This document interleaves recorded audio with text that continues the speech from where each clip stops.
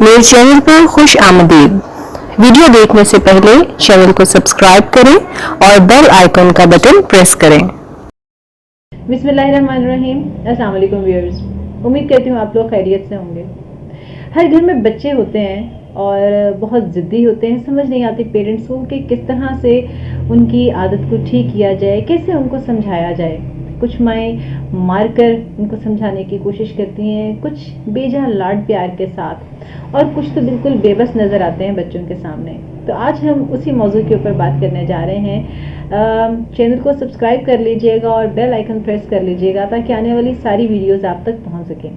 अच्छा, सबसे पहले तो हम ये देखते हैं कि कुछ बच्चे ऐसे होते हैं जो हर वक्त रोते और चिल्लाते रहते हैं, और जैसे ही आप उनकी बात पूरी कर देते हैं थोड़ी देर बाद वो फिर किसी नई बात पर रोना और चिल्लाना शुरू कर देते हैं। उसकी एक वजह तो ये होती है कि वो आपकी तवज्जो हासिल करना चाह रहे होते हैं, क्योंकि आजकल ज़्यादातर पेरेंट्स या बहन भाई जो हैं वो मोबाइल्स पर बिजी रहते हैं, और जो बच्चा निगलेक्ट हो रहा होता है फिर वो तवज्जो हासिल करने के लिए रोता है, चिल्लाता है कि किसी तरीके से जो पेरेंट्स हैं वो उसकी तरफ मतवज्जा हों।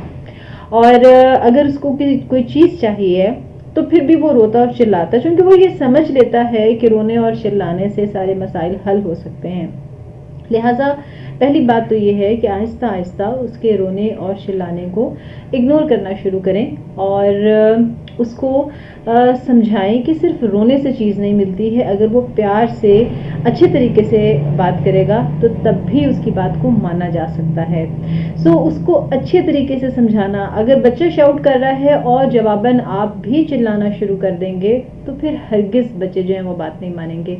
दूसरी बात ये है कि आमतौर पर जो घर का बड़ा बच्चा होता है, वो बेटा है या बेटी है, उसको बहुत प्यार मिलता है। जब उसके बाद दूसरा बेटा या बेटी आता है तो पहले वाले की जो प्यार और मोहब्बत है वो डिवाइड हो जाता है। दूसरे को भी, अब उसको बचपन में जो प्यार मिला होता है उसको पता नहीं होता कि आप उसको कितना प्यार करते रहे हैं। उसके सामने आप उस छोटे बच्चे को गोद में उठाते हैं, बहुत प्यार करते हैं, इससे वो जेलसी फील करने लग जाता है, और आहिस्ता आहिस्ता उसके माइंड में ये बात बैठ जाती है कि शायद आप उस छोटे बच्चे से ज़्यादा प्यार करते हैं और उसके साथ कम प्यार करते हैं।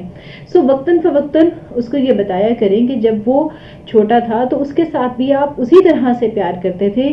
फ़र्क सिर्फ ये है कि चूंकि उसको खुद याद नहीं है, लिहाजा वो ये समझता है कि इसके साथ जो है वो प्यार ज़्यादा किया जाता है।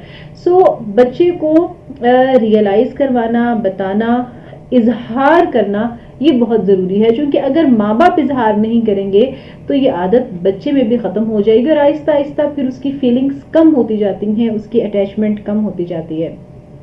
एक मदर मेरे पास आएंगे और उन्होंने कहा कि मेरा बच्चा जो है वो भी 7th क्लास में है। उन्होंने कहा कि मेरा बच्चा आता है और आके मेरी गोद में बैठ जाता है, बड़ा बेटा है, और छोटे बच्चों को मेरे पास नहीं आने देता। तो मैंने उनसे कहा आप शुक्र अदा करें कि आपका बेटा आपके साथ ऐसे प्यार करता है, क्योंकि जैसे जैसे बच्चे बड़े होते चले जाते हैं वो पेरेंट्स से फिजिकली दूर होते चले जाते हैं। सो अगर बच्चे आपके पास आते हैं, आपको प्यार करते हैं, आपको हक करते हैं, तो इस पे इरिटेट ना हुआ करें। वो आपसे इजहार कर रहे होते हैं अपने जज्बात का, अपने एहसासात का।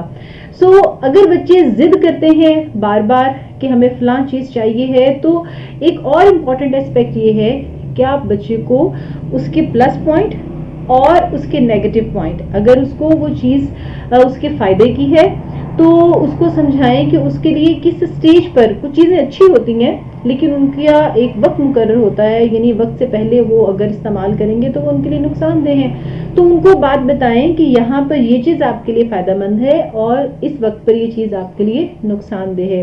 क्योंकि जब हम सही और गलत का फ़र्क समझाना शुरू कर देते हैं तो ये आदत आहिस्ता आहिस्ता बच्चे में डेवलप होती चली जाती है, और फिर वो खुद भी जैसे जैसे बड़ा होता है वो सही और गलत में फ़र्क महसूस करना शुरू कर देता है।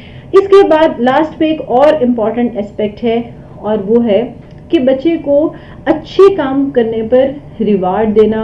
वो अल्फाज के ज़रिए भी हो सकता है, वो उसकी पसंद की चीज़ों के ज़रिए भी हो सकता है, और अगर वो कोई ऐसी बदतमीज़ी करता है या आप जिससे इरिटेट होते हैं या आपके ख्याल में वो अच्छी बात नहीं कर रहा, गलत हरकत कर रहा है, तो उसके बदले में उसको सरजनिश करना, उसको छोटी छोटी सी आप उसकी सज़ाएं रख सकते हैं। उसकी पॉकेट मनी बंद कर देना, उसके टॉयज़ उससे ले लेना, جو اس کی پسند کی چیز ہے وہ اس کو نہ دینا.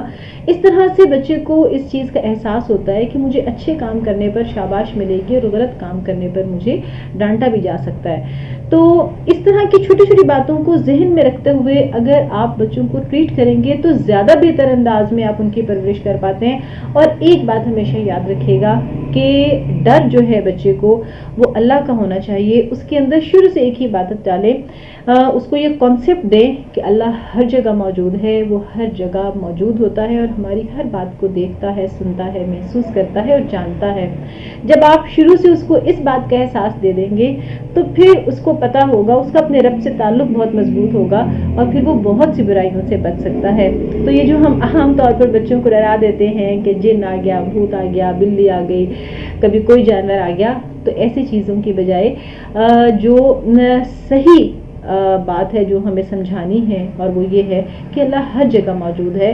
کیونکہ اگر ہم کسی اور چیز کا کانسیپٹ ان کو دے سکتے ہیں تو جو اصل سوچ ہمیں اپنے بچے کو دینی ہے, جب وہ ہم اس کو دینے میں کامیاب ہو جائیں گے تو پھر یقین کیجئے کہ بچہ نہ بے جا ضد کرے گا, نہ آپ کو تنگ کرے گا. اور اگر تھوڑا بہت وہ تنگ کرتا بھی ہے تو وہ تنگ بچوں نے ہی کرنا ہوتا ہے, بڑوں نے نہیں کرنا ہوتا. ان کی اس بات کو برداشت کیا کریں, سمجھا کریں, ان کے ساتھ تھوڑا سا کھیل لیا کریں. جب آپ کھیلتے ہیں تو پھر وہ بے جا ضد نہیں کرتے. امید کرتی ہوں کہ آپ ان باتوں سے ضرور کچھ سمجھیں گے, سیکھیں گے اور اپنے بچوں کے ساتھ اپنے تعلق کو بہت خوبصورت بنائیں گے. اپنی دعاؤں میں یاد رکھیے گا. اللہ حافظ.